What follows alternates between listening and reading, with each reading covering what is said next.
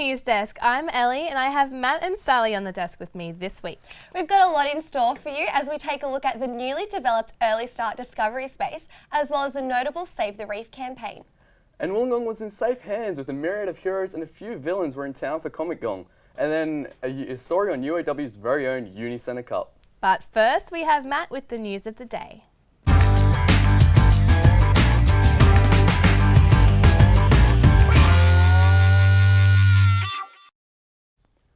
Australian jihadists fighting in Syria and Iraq are wanting to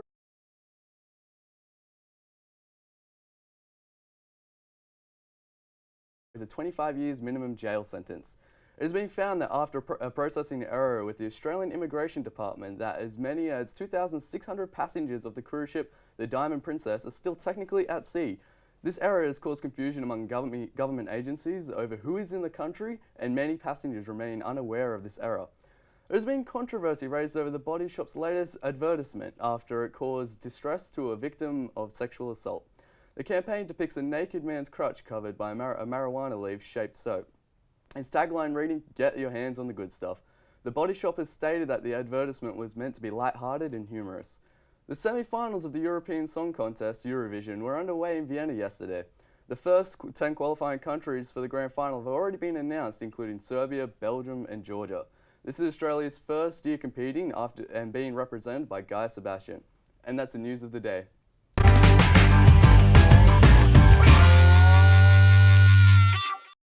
Thanks for that, Matt. If you haven't seen UOW's Early Start Education Centre, it's quite an impressive building. Even more impressive now with the opening of the Early Start Discovery Space. Gemma McDonald has the story. The University of Wollongong has opened the doors of its newly built Early Start Centre today to uncover Australia's very first children's museum. Founded on the evidence that play boosts learning development in children and fuels their imagination, the Early Start Discovery Space invites kids up to 12 years of age to explore, create and learn together. In the interactive space, kiddies can explore anatomy inside a giant inflatable stomach, learn about the origins of their food in the kitchen garden, or hop aboard the 8-metre-long HMAS Discovery in the shipyard. You know, the kids love it, they're devastated to leave, the parents love it because it's a great place to bring your child and learn through play, and it's such a great asset for the community as a whole. I have made a mask and I have dressed up and I am about to go up there. The Community Engagement Initiative encourages carers to be involved in their children's learning, while staff offer assistance to ensure that families get the most out of their visits. Discovery Space is where children can have a wonderful time that enriches them, but it's also a place where the people who care for children can learn about them. Families, schools and birthday groups will be able to visit from this Wednesday at a similar cost to seeing a film. All profits from the museum will go back into running the Discovery Space under the premise that every child deserves the best possible start to life. Gemma McDonald for UOWTV. That little girl was so cute in the video. I want to be 12 again. She looked like she's having so much fun making masks, dressing up. You know, it's really good. These resources are helping, as she said, to encourage families to be a part of, you know, helping develop children's learning. So it's really good to see that this building's been developed.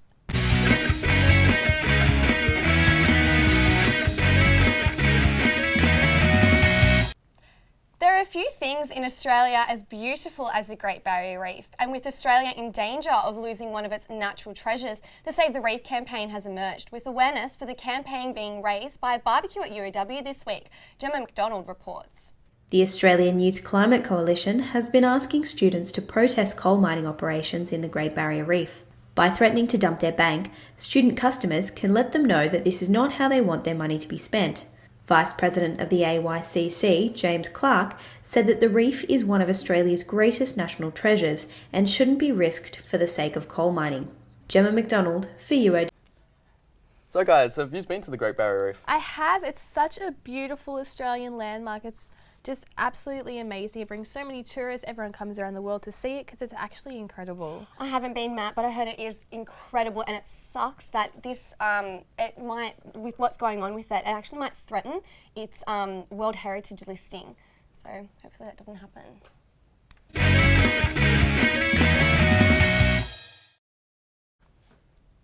UOW alumni Angelique Liu has received a prestigious traineeship with the BBC in Belfast. Talking to her about this opportunity is reported Sydney Peed. Well, first of all, congratulations on this amazing new job you've got. Why don't you tell everyone at UOW what's just happened? I just got accepted as a BBC journalism trainee in Belfast. So there was about 5,000 applications for this job. I'm really glad I didn't know it at the time when I applied, because I might have been too intimidated to apply. But it was a really long process. The applications opened in January, and it was quite the long, application form, so which was quite intense. And then after that, I found out I got to the round of 80-something, I think, give or take, at the BBC Media City in Manchester. Were you really prepared for it? Also, how did you even go about approaching an interview process like that? It was more about how adaptable we were, how good you were at pitching original stories on your feet, how well you deal with stressful situations. So it was kind of more of a simulation, but I felt like it was literally the newsroom experience that I had at UOW that helped me prepare for this, because, those kind of scenarios came up in our newsroom, and, that's the kind of thing you can't practice for. It's only experience that gives you. And I don't doubt for a second that other people who survived the UOW newsroom can make it at something like the BBC. So that's incredible. Yeah. Like your parents were refugees, weren't they? And then like you've come from Campbelltown, and like Julie's post the other day, from Campbelltown to Wollongong to Paris to Belfast. So like, reflecting on that, how do you feel about it? Well, actually, a lot of people will probably say that, I got this in spite of my background, but I think it actually helps a lot. Speaking, meeting people whose English isn't their first language, knowing what it's like to not be like everyone else, knowing how people might feel, it gives you a totally different dimension on a normal story. People who struggle with communicating, it's just a matter of being patient. Again, this is another life experience to just draw on. But, I think it's pretty crazy for my family as well. And it feels like it's a bit of a full circle, because, during my parents' time in the Vietnam War, I was telling my mum I got the job at the BBC, and she was saying to me, I remember when they were, doing the BBC service in the 50s when she grew up in Vietnam. And it was just like, it was like the foreign news channel, and in Vietnam during the Vietnam War. And, they're quite proud, and, they don't speak English that well. But again, because of that, it's made me a better student, better journalist. It made me work harder. Yeah. So what are you most excited for or most nervous about in venturing into the BBC? I'm so excited. It's about the history of BBC. It's literally all over the world. It's, a respected institution. They're innovative. They're doing new stuff all the time, and I love people who do new things, because it's quite easy to stay and do things that work. But when you're trying to do an experiment, I want a part of that action. So I'm really excited to be a part of that. But I think I'm really excited about moving to Belfast. I don't know a lot about Northern Ireland, and I'm looking forward to finding out a lot about Northern Ireland and the rest of the UK. But I guess probably the intimidating part is going to be being in an area where I'm not from, and trying to cater to locals. And so I'm just going to have to step up my A game.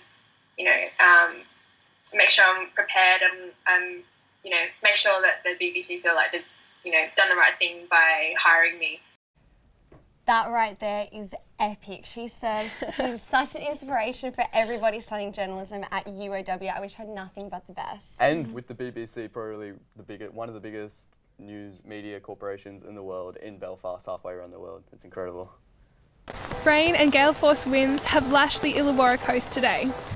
New shoes, Sally, how are they? Yeah, but it's like the principle of the matter. Okay, DC or Marvel? The University of Wollongong's prestigious Community Fellowship Award has been awarded to Lifeline South Coast. Volunteers attended an academic procession on Wednesday to recognise their life-saving work and growing partnership with UOW. The University of Wollongong's Community Fellowship Award is one usually appointed to individuals for their significant contribution to the region. This year, the prestigious award has been conferred to more than 320 people. It is an honour and a privilege to present Lifeline South Coast as the recipient of the University of Wollongong Community Fellowship. And that means a relationship with the university helps us research what we're going to do and engage in the best practice we can. Today, more than 1,600 calls are made to Lifeline annually by members of the South Coast community who experience crisis, loneliness, trauma, and many considering suicide. Retired Wollongong history teacher Ron Hill was on the committee that first set up Lifeline South Coast 46 years ago. Help is as close as the telephone number. It's the same number, by the way, for lifelines all over Australia. 13 11 4. Now, I am so glad that Lifeline South Coast is finally getting recognised for the amount of volunteer work that they do, because it is people giving up their time and helping notable causes and really having an impact on the community. So it's really good that they've been recognised for that. And guys, if you want to join the discussion with this story or any other story we've covered, just use hashtag Newsdesk. And now we will take a short break, and when we return, it's going to be all things comics. Is this any way to get your message heard at uni? Contact us at UOWTVmultimedia.com to get your story heard. Oh, hey. There's some snow troops coming up. Cool. Comic Gong descended onto Wollongong this weekend, drawing crowds of comic enthusiasts. Our very own Kevin Suarez was there last weekend, who joins us in the studio today. How are you, Kevin? I'm great. So tell us, how was Comic Gong? Comic Gong was amazing. It's like walking in a dream and seeing all my favourite characters. Alright, well, we'll just have a quick look at your video then. Several thousand people came to Wollongong over the weekend as Comic Gong took place. There were comics, cosplayers, exhibits, and even a Batmobile on display. Organiser Jan Noble spoke about how the rising popularity of comic books and pop culture led to the creation of Comic Gong. Oh, look, I think there's a worldwide resurgence in comic books, popular culture. So more people are becoming interested in it every year. The movies that are on obviously help support that. Everybody loves to dress up. Several local artists, actors, and UOW societies also made an appearance at the event. Kevin Suarez, UOWTV Multimedia. So Kevin, I noticed you look like the Doctor there. No, Doctor Who, I believe. I think that he looked like Doctor Who there. No, I'm afraid Mr. Hanson was correct, the Doctor. Okay. Alright, well, Anyway, yes. Did you get recognised as the character as the Doctor? Yes, so many people actually asked me for jelly babies. And actually took their photos with me. Can you tell us who your favourite character, one of your favourite characters or comics were there? Batman was there with the Batmobile. Oh, that must have been a very expensive cosplay. And Deadpool, also, a bunch of Deadpools made an appearance as well. Well, it looks like a really fantastic day, and it sounds like it was a great day as well. So thank you for joining us in studio today. Yeah, thanks, Let's take a quick break, and when we return, we will have our much-awaited weekly Turt Talk. Of the live issue. Both sexes need to be involved. Small steps, possibly, starting in the workplace. I mean, to think that some people find this to be okay. Somewhere, you have to start somewhere. Which is, why sometimes men have a hard time. Feel free to unleash anything that you have left. Now it's time for Turt Talk, and this week Beck and Jared are examining the decline in the quality of entertainment.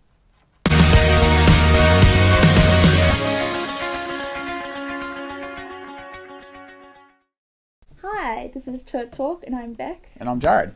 Are you though? Yes, last time I checked, but things change very quickly. So. We'll see. Okay. We'll see. So what are you talking about? Bullshit. Nice. My favourite topics. So, did you watch last night? I love shitty reality TV shows. Yeah, as do I. So last night I watched Married at First Sight. I also saw that.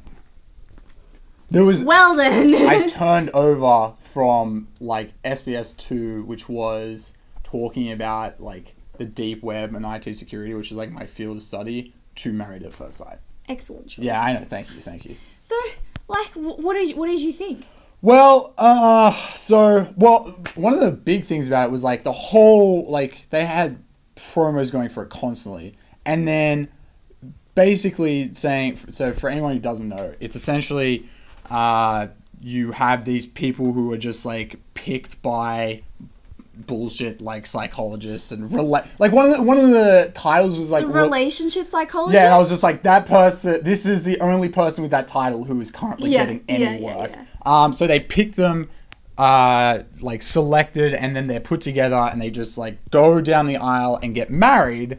And then halfway through the episode, they just drop, like, just very subtly slip in, although this isn't a legal marriage. And I was like, oh, I'm off it. They're not actually getting married. Like, it's just them enacting, like, the process of, like, going down the aisle. And it's supposed to be all, like, very formal. It seems like a really big, like, they're not even, why are they even, like, doing the wedding then if it's not legal? I mean, this is such a shitty reality TV show, and I was so annoyed by the fact that they're not actually getting married. And I was like, well, there's no stakes in it. Like, I want to see them get married and then have their relationship fall apart and eventually get divorced. That's what I want to see. Can we throw some kids into the mix there to really, like, That'd shake be things great. up? Yeah. I want to see the children's broken hearts. Kids at first sight. They would just get God. together and get a couple of kids for a week, see how they do. Yeah, that'd be fun. That's what I wanted to talk to you about. Okay. Have you noticed this huge decline in the quality of entertainment? Actually, no, and I have a very good reason for it. So, a long time ago... Is it because you haven't been watching entertainment? Correct. Oh, really? Well, I mean, like, this Married at First Sight thing, I've only recently sort of been watching, like, bad reality TV shows. But even then, it's all done online. Like, the whole idea that I read, a couple of years ago that, like, Oh, that's relevant. yeah, I know. All the advertisers have like been going through this thing and they've had to change all their marketing because all the people who are watching TV are over 40. Yeah. Like daytime TV, especially daytime TV, but even now moving into prime time, like the demographic is consistently going up of the age group that you have to be in for you to be like effectively marketed to. And the issue with YouTube as a platform for television is, of course, that everyone has ad blocker now, so they can't advertise on that either. I mean, that's a whole separate issue, like talking about advertisements and how to deal with it. But it's probably been like 2 years, maybe 3 years since I've like, sat down at 6 or 7 o'clock and watched whatever was on TV. It sounds like an AA meeting. Like, hi, I'm Jared, and it's been 2 years since my last TV show. We're all very proud of you. Hi, Jared. I have coffee in the back. That's where I would be going. I mean, like, it just feels like it's just getting more and more desperate to try and create a hype. Maybe that's because of the fact that people like us aren't really watching TV anymore. So it's like, but is this what over 40-year-olds are interested in? Well, I mean, okay, I think the equivalent is like BuzzFeed article or like clickbait articles. It's like clickbait articles for TV. Like I can't wait until we get like TV shows like you'll never guess the 5 things you do at uni. Yeah. But you'll never guess these like 5 crazy coworkers that you're gonna get tomorrow at work. I'm Beck. And I'm Jared. And we'll see you next week. So discussing reality TV shows there, guys. What reality TV shows would you like to star in? You're putting me on the spot now. If I had money, The Real Housewives, but I don't have money, so I can't. I'd probably make my own reality television show, because like they said, the quality is diminishing. I just make my own show. That's pretty confident of So yourself. you guys can The star in quality it. is diminishing though. Jared did bring up about how they were talking about the Married at First Sight TV, whatever that is. Not really interested in it, to be honest. And it just shows that that's a prime example of how quality of entertainment is dropping. If you guys at home have any comments on the quality of entertainment, do you think we're doing a good job, bad job, let us know on our Twitter at UOWTV.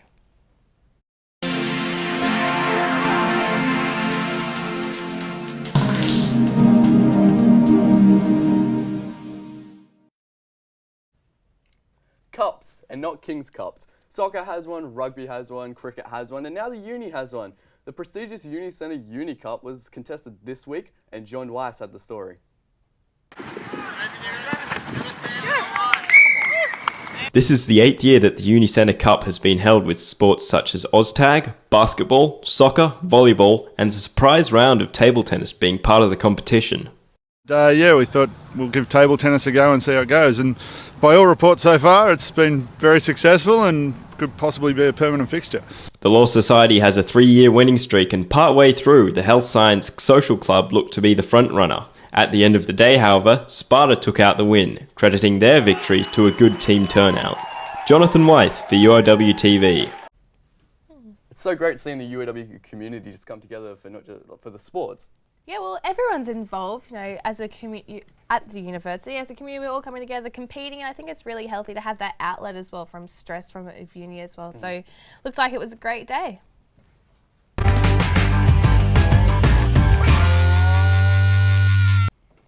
This weekend saw the Illawarra leg of a local band, Pinheads' I Want to Be a Girl state tour. Tyler Haycott has the story. What began as a quiet and fairly typical day in Thirroul ended in noise and exuberance. Yes, that's right, the Pinheads were back in town and making sure people knew it. The band played an all-ages gig at local shop Finbox as part of their latest tour for recent single I Want to Be a Girl. While most usually attended for the adjacent coffee shop, the event drew a big crowd to the surf and streetwear store. Support bands on the night included local band Solid Effort, who have been supporting the Pinheads on the majority of their tour. Yeah, well, it's good fun. Like, I think they've had 1 or 2 shows here before at Finbox, but it's really, it's got good vibes, it's relaxed atmosphere. Drawing from influences including Minutemen and Bob Dylan, these guys are set to release their first EP in the near future. Opening the evening was newcomers Colliders. Influenced by local bands, this was their first show together as a group. And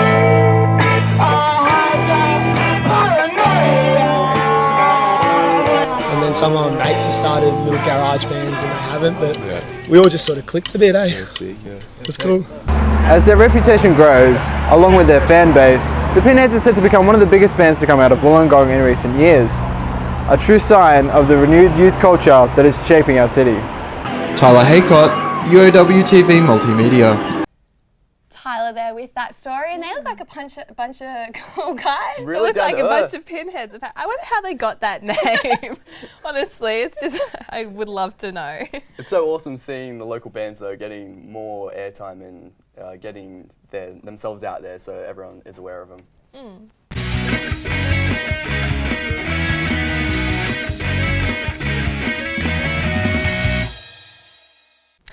Right, guys, another show done and dusted. I had so much fun today. Yeah, it was awesome to film. A lot more laughs happening this show. I think we're a lot more relaxed. A lot more relaxed than what we do it anyways. Well, look, guys, thanks for joining us this week on Newsdesk. Make sure you catch all of our work on our YouTube channel, UOWTV Multimedia.